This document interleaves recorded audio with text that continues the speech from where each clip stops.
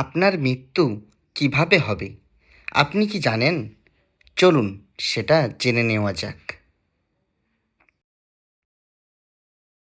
১. কর্মফল ও পুনর্জন্ম। হিন্দু দর্শন অনুযায়ী হিন্দু ধর্মে বিশ্বাস করা হয় মৃত্যুর ধরন নির্ধারিত হয় ব্যক্তির কর্মফলের ওপর।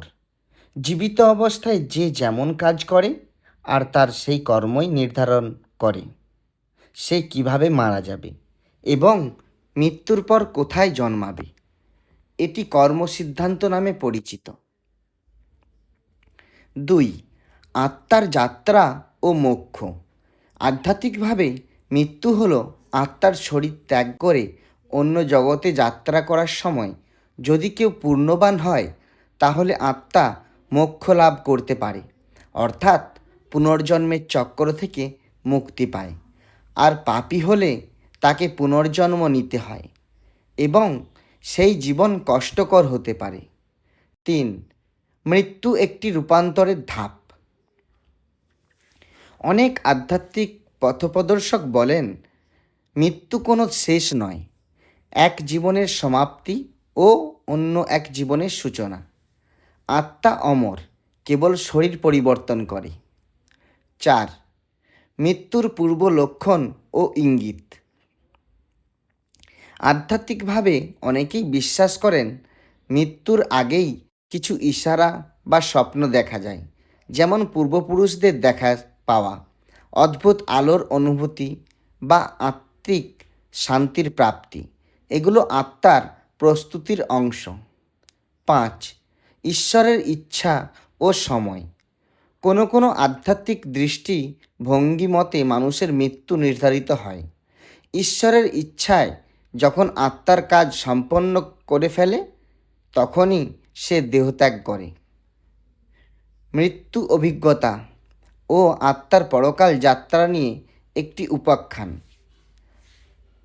রামানন্দ ধ্যানমগ্ন প্রতিদিন সকালে সূর্যোদয়ের সাথে গীতার শ্লোক পাঠ, গভীর নিঃশ্বাসে প্রাণ ভরে ধারণ এবং ওং ধ্বনির সঙ্গে নিজেকে মিলিয়ে ফেলতেন তিনি। একদিন সকালবেলা ধ্যান করতে করতে তিনি হঠাৎই একটি অভিজ্ঞতার মুখোমুখি হলেন। চোখ বন্ধ, কিন্তু মনে হচ্ছে চারপাশটা আলোকিত। একটি কোমল মধুর কণ্ঠস্বর যেন তাকে বলছে, তুমি প্রস্তুত রামানন্দ, এবার চলো। তিনি চোখ খুললেন না, কিন্তু অনুভব করলেন দেহের বন্ধন যেন আস্তে আস্তে আলগা হয়ে যাচ্ছে। এক সময় সমস্ত ইন্দ্রিয় নিস্তেজ হয়ে গেল, শ্বাস ধীরে ধীরে হ্রাস পেল, কিন্তু ভেতরে একটা অসীম প্রশান্তি ছড়িয়ে পড়ল।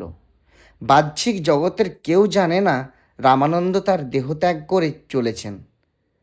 যখন শেষ শ্বাস পড়ল তখন বাইরের দুনিয়ার চোখে রামানন্দ মৃত, কিন্তু তার আত্মা তখন এক নতুন জগতে প্রবেশ করল। প্রথমে চারপাশে ঘন অন্ধকার, তারপর ধীরে ধীরে সেই অন্ধকার ছড়িয়ে পড়ল অপার্থিব এক আলোতে। একটি আত্মিক কণ্ঠ বলল, তোমার দেহ শেষ হয়েছে, কিন্তু আত্মা চিরঞ্জীব। এখন তুমি দেখতে পাবে তোমার জীবনের প্রতিটি কর্মের প্রতিফল। তার সামনে যেন এক চলচ্চিত্রের মতো সমস্ত জীবন ভেসে উঠল। ভালো কাজ, ভুল সিদ্ধান্ত, ঈশ্বর স্মরণ, মায়ার বন্ধন, সব কিছু। কণ্ঠস্বর আবার বলল, তুমি পুণ্যবান, তুমি নিজেকে উপলব্ধি করেছ মৃত্যুর আগে, তাই তোমার আত্মা পুনর্জন্ম নয়, আলোয় মিলিত হবে। তারপর রামানন্দ একটি স্নিগ্ধ আভাময় প্রান্তরে পৌঁছলেন। এখানে ছিলেন বহু আত্মা, কেউ সদ্য আসা, কেউ অপেক্ষারত, কেউ শান্ত, কেউ দুস্থ। রামানন্দ বুঝতে পারলেন এখানে আত্মারা বিচার প্রক্রিয়ার জন্য অপেক্ষা করে। তার পাশে একটি আত্মা তাকে জিজ্ঞেস করল, তুমি জীবনে কি শিখেছ? রামানন্দ উত্তর দিলেন, ভালোবাসা, ক্ষমা এবং ঈশ্বরকে ভুলে না যাওয়ার শিক্ষা।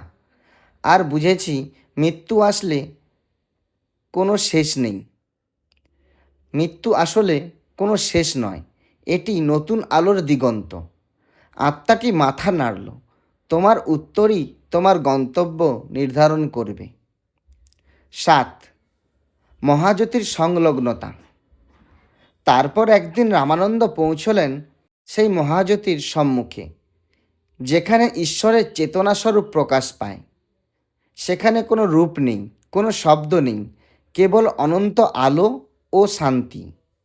একটি চেতনা তাকে বলল, তুমি এখন মোক্ষের পথে, তবে চাইলে আবার জন্ম নিতে পারো মানুষের কল্যাণে।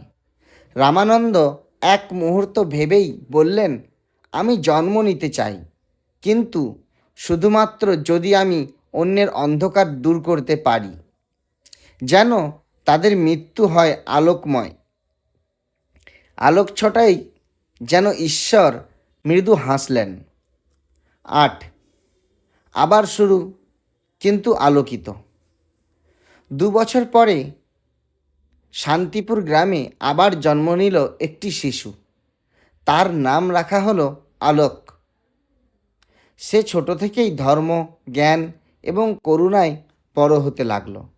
লোকেরা বলতো, এই ছেলেটা যেন জন্ম থেকেই জেনে এসেছে জীবন মানে কি, মৃত্যু মানে কি। কে জানে, হয়তো সেই ছিল রামানন্দ, আলোর পথের যাত্রী, আবার ফিরে এসেছে আমাদের মাঝে। তাহলে বন্ধুরা, এই ভিডিও দেখে আপনারা অবশ্যই বুঝতে পারছেন যে আমাদের কিভাবে চলা উচিত।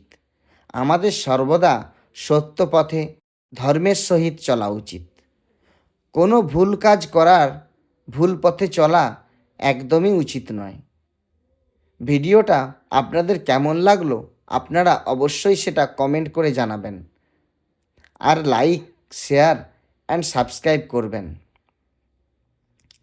আর কমেন্টে জয় শ্রীকৃষ্ণ বলতে ভুলবেন না। ধন্যবাদ। আর বন্ধুরা, এই ধরনের নতুন নতুন ভিডিও পেতে হলে চ্যানেলটিতে সাবস্ক্রাইব করে রাখছেন তো? আর চ্যানেলটিতে গিয়ে চ্যানেলটির সমস্ত পুরনো ভিডিওগুলো অবশ্যই দেখবেন। ঠিক এই ধরনের আরও অনেক অনেক ভিডিও দেখতে পাবেন, আর অনেক কিছু জানতেও পারবেন আপনারা। আপনারা সবাই ভালো থাকুন, সুস্থ থাকুন এবং সৎ পথে চলুন, এটাই ভগবানের কাছে কামনা করব।